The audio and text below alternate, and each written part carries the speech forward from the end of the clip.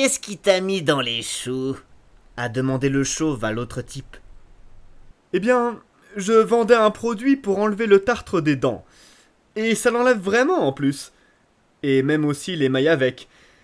Mais j'ai traîné dans le coin une nuit de plus que j'aurais dû, et j'étais en train de filer en douce quand je t'ai rencontré sur le sentier de ce côté de la ville. Et tu m'as dit qu'ils arrivaient, et tu m'as supplié de t'aider à te tirer. Alors je t'ai dit que j'avais des chances d'être moi aussi dans les choux, et que je filerais bien avec toi. Voilà toute l'histoire. Et la tienne? Eh bien, j'avais organisé un petit groupe de renouveau religieux et de tempérance là-bas.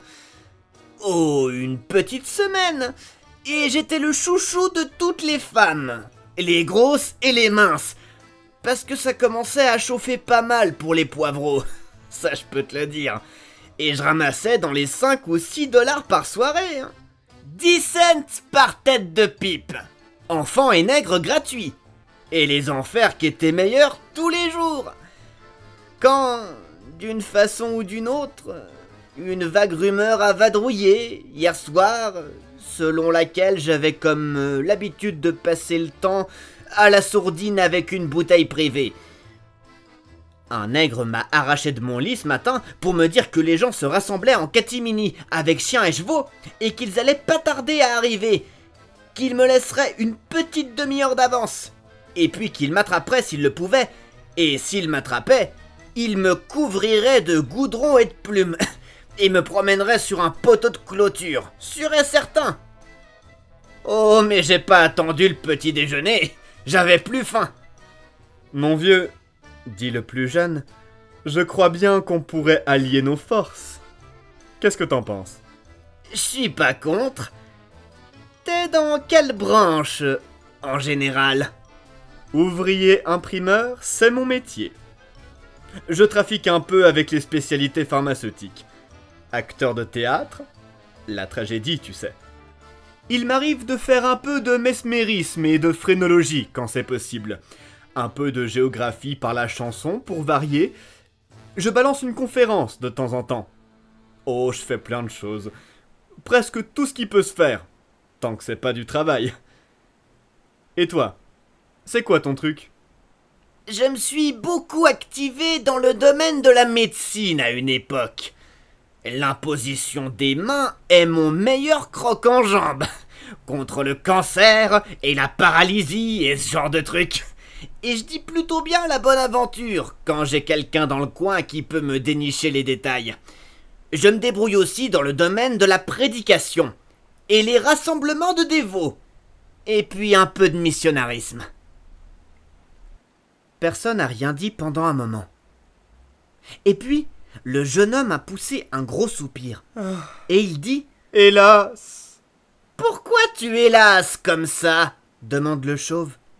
Quand je pense que j'ai vécu une telle vie, et que je me retrouve réduit à une telle compagnie. » Et il se met à essuyer le coin de ses yeux avec un bout de tissu. « Que voilà un plaisant Robin !»« La compagnie n'est pas assez bonne pour toi alors ?» dit le chauve, plutôt ironique et hautain. « Mais si elle est assez bonne pour moi. Je ne mérite pas bien mieux. Car qui m'a ainsi rabaissé quand j'étais si haut? J'en suis responsable. Je ne vous critique pas, messieurs, de loin pas. Je ne critique personne. Je mérite tout ça. Que ce monde froid me réserve le pire. Je sais une chose. Quelque part, il y a une tombe pour moi. Le monde peut bien continuer comme par le passé et tout me prendre. Être aimé, bien, tout. Mais ça, il ne peut pas me le prendre. Un jour, j'y serai couché et j'oublierai tout ça et mon pauvre cœur brisé sera au repos. Il continuait à essuyer ses larmes. « Que le diable emporte ton pauvre cœur brisé !» dit le chauve. « Pourquoi tu viens nous offrir ton pauvre cœur brisé à nous? On n'a rien fait !» Non, je sais bien que vous avez rien fait. Je vous critique pas, messieurs. Je me suis moi-même abaissé. Oui, j'en suis moi-même responsable. Il est normal que je souffre. Tout à fait normal. Je me récrimine pas. Abaissé? T'étais où avant d'être abaissé? Ah, vous ne me croiriez pas. Le monde ne veut jamais me croire. Passons, peu importe. Le secret de ma naissance... Le secret de ta naissance? Tu veux dire que... Messieurs, dit le jeune homme, très solennel, je vais vous le révéler, car je sens que je peux avoir confiance en vous. Le titre de duc me revient de droit. Les yeux de Jim se sont exorbités quand il a entendu ça. Et les miens aussi, je crois bien. Alors le chauve, il dit « Non, tu n'es pas sérieux !» Si. Mon arrière-grand-père, le fils aîné du duc de Bridgewater, s'est enfui dans ce pays vers la fin du siècle dernier afin de respirer l'air pur de la liberté. Il s'est marié ici et est mort, laissant un fils derrière lui alors que son propre père mourait à peu près en même temps. Le fils cadet de Feu le duc s'est emparé du titre et des domaines. Le vrai duc, encore en bas âge, a été ignoré. Je suis le descendant direct de ce nouveau-né.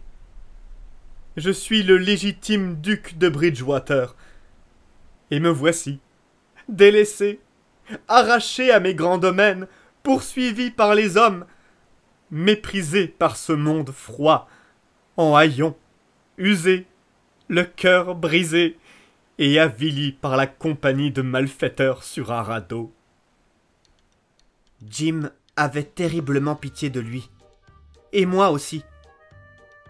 Nous avons essayé de le réconforter, mais il a dit que ça servait pas à grand-chose. Et il n'était pas vraiment possible de le réconforter. Il a dit que, si nous avions envie de reconnaître son rang, ça lui ferait plus de bien que n'importe quoi d'autre. Et alors, on a dit qu'on le ferait, s'il nous expliquait comment. Il a dit qu'on devait s'incliner quand on lui parlait et dire « Monsieur le Duc » ou « Monseigneur » ou « Votre Excellence » et qu'il ne s'offusquerait pas si nous l'appelions tout simplement Bridgewater. De toute façon, qu'il a dit, c'était un titre et pas un nom.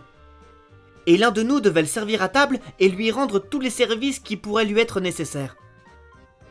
Eh ben, c'était assez facile. Alors on l'a fait. Pendant tout le dîner, Jim était près de lui et le servait. Et il disait « Monsieur le duc voudrait-il de ceci ou de cela ?» et ainsi de suite. Et on voyait très bien que ça lui plaisait sacrément. Mais le vieil homme, il est resté très silencieux au bout de quelque temps. Il avait pas grand-chose à dire, et il avait pas l'air d'apprécier toutes ces salades malèques qu'on faisait autour de ce duc. On avait l'impression qu'il avait une idée en tête. Alors, dans l'après-midi, il dit « Dis donc, Billvater !» qu'il dit « Diable et nation ! C'est vrai que je suis désolé pour toi, mais t'es pas la seule personne qui a connu ce genre de problème. » Non ? Non, pas du tout. T'es pas la seule personne qu'on a jetée à tort du haut de l'échelle. Hélas. Non, t'es pas la seule personne qui a eu une naissance secrète. Et nom d'une pipe, le voilà que lui, il se met à pleurer. Et... Attends, qu'est-ce que tu veux dire ? Billvater, je peux te faire confiance, dit le vieil homme qui avait l'air de sangloter. Jusqu'à la mort. Il a pris la main du vieil homme, l'a serré et a dit « Le secret de ton être. Parle. » Billvater, je suis Feu le dauphin. Vous pouvez parier que Jim et moi, on a écarquillé les yeux cette fois-ci. Alors le duc, il dit « Tu es quoi ? » Oui, mon ami, c'est malheureusement vrai. Tes yeux se posent en ce moment même sur le pauvre dauphin disparu, Louis le XVIIe, fils de Louis le XVIe et de Marie-Antoinette. Toi ? À ton âge ? Non. Tu veux dire que tu es Feu Charlemagne ? Tu dois avoir pour le moins 600 ou 700 ans. Les soucis en sont la cause, Billvater. Les soucis en sont la cause. Les soucis sont la cause de cette barbe grise et de cette chauvitude prématurée. Oui, messieurs, vous avez devant vous, en blue jeans et dans la misère, le roi légitime de France, vagabond, exilé, piétiné et souffrant. Eh ben, il a pleuré, et on a tant fait que Jim et moi, on savait plus ou moins pas comment agir. On était tellement tristes. Et puis, tellement contents et fiers, parce qu'on l'avait avec nous en plus. Alors on s'y est mis, comme on avait fait avant avec le duc, et on a essayé de le réconforter lui. Mais il a dit que c'était pas la peine, qu'il n'y avait rien que la mort et en avoir fini avec ce monde qui pourrait le réconforter. Malgré qu'il a dit qu'il se sentait mieux et plus à l'aise pendant quelque temps quand les gens le traitaient en fonction de son rang légitime, et pliaient un genou pour lui parler, et l'appelait toujours « Votre Majesté » et le servait en premier au repas, et ne s'asseyait pas en sa présence tant qu'il ne l'avait pas permis. Alors Jim et moi, on s'est mis à le majestiser, et à faire ceci, et cela, et encore autre chose pour lui, et à rester debout tant qu'il nous avait pas dit qu'on pouvait s'asseoir. Ça lui a fait un tas de bien, et il s'est montré plus joyeux et détendu. Mais le duc, il s'est aigri un peu avec lui.